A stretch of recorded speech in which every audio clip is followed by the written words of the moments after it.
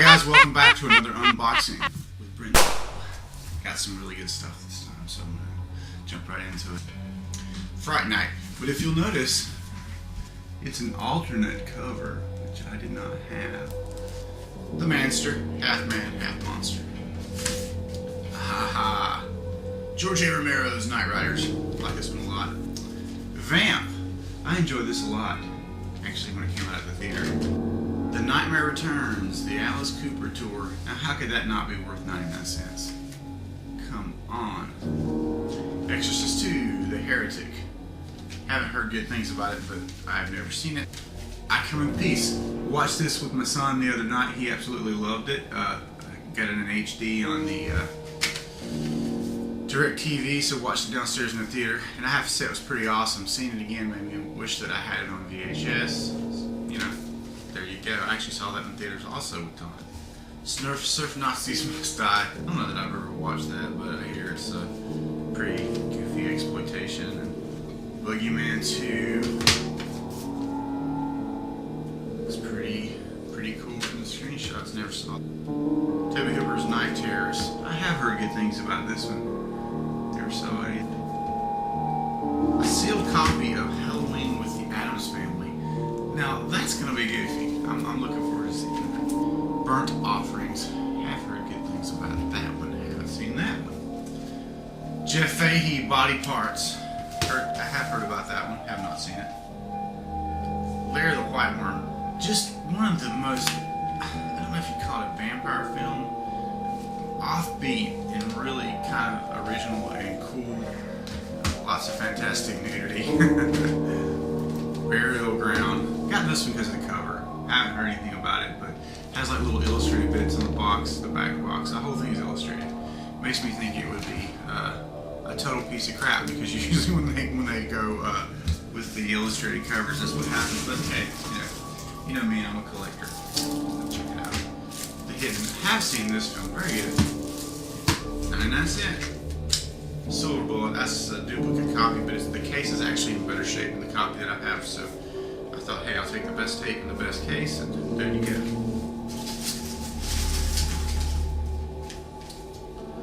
Stephen King's It. I think maybe I paid $2 for that.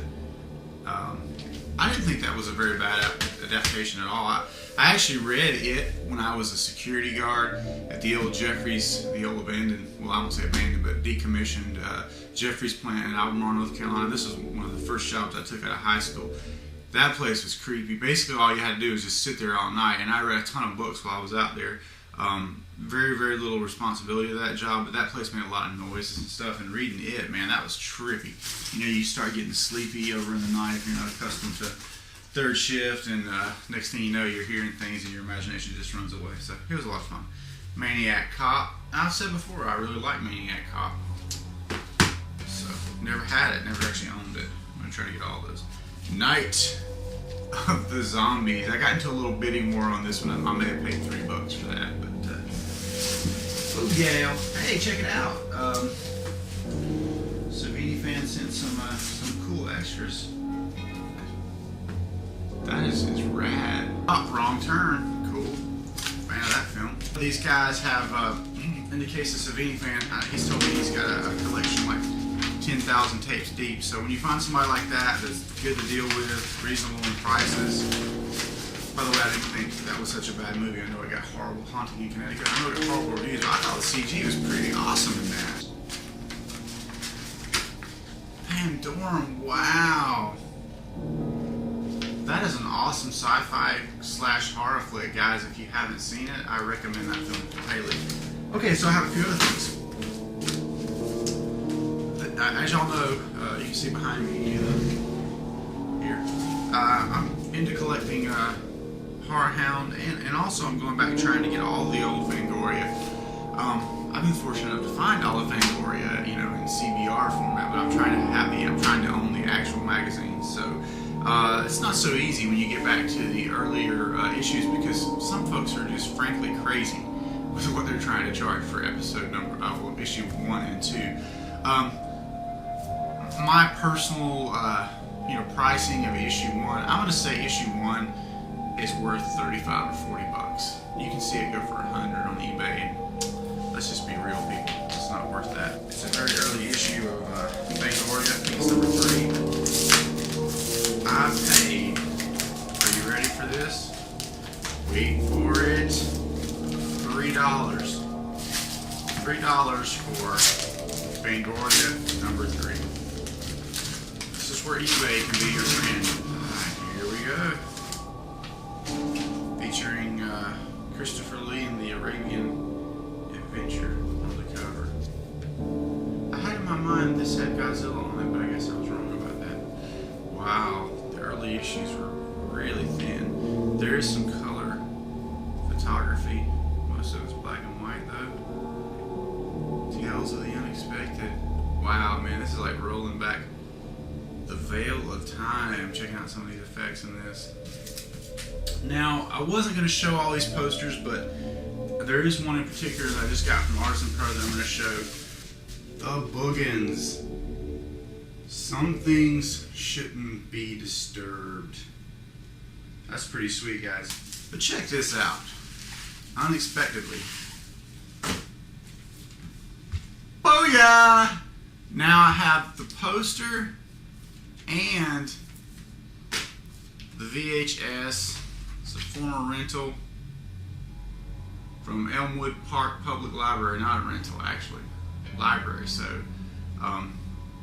historically speaking, library copies are in better shape because less folks, for whatever reason, check them out from the library for free than rent them in the stores. I think a lot of people just aren't aware that you can rent or check out movies from the library. After 100 years, they reawaken. This is basically like an Underground Monsters type movie, but it's campy as hell. I watched about half of it. I gotta check out the rest of it. It's got a little sticker on the back that says adults only 18 plus. That's pretty cool. Unfortunately, it's a cut box. God, do I hate cut boxes. But that said, it's actually the graphics in pretty good shape. You can tell it hasn't been taken out of there since it was put in. It's pretty excellent. Excellent condition poster from Artisan Pro, aka Midnight Scream Fest. It's Bug. This is a really excellent illustrated poster for Blood Sisters. Not familiar with the movie. Obviously, it looks like some sort of exploitation, but the graphic is just really awesome. There is separation at the top and at the bottom folds, but what you can do is you can have your mounter, or you can do it yourself, fix this to a poster board or foam core board, and you are able to typically get those, take care of those folds like that. For thousands of years, man has been evolution's greatest creation until now. Mimic. One of my favorite monster movies, guys, by a man who's probably my favorite director right now. That is Guillermo del Toro.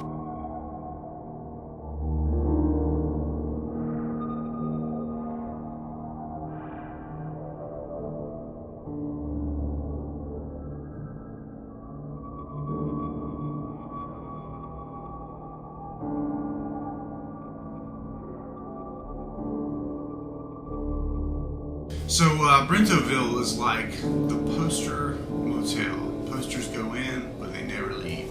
I typically keep most of the posters I get, with the exception of a few that I recognize as being valuable items, such as the Boogans, for example. Generally speaking, I'm not interested in selling. I will trade, for something really desirable on my hard hit list, but apart from that, for my own personal usage, I like to mount my posters and hang them up. I've got a theater in my basement, so that's a great place, and I'm slowly but surely adding posters all around my house, and bedroom area and the common areas and stuff, much to my wife's dismay. But I visited a guy's house, Gary Shvela, and he has classic Universal posters all over his wall, and when I walked in there and saw all those professionally mounted posters and just how pristine and good a shape they were in, I just thought it looked really classy. So for me, that's what I'm going for. I want really classy mounting if I can afford it at all.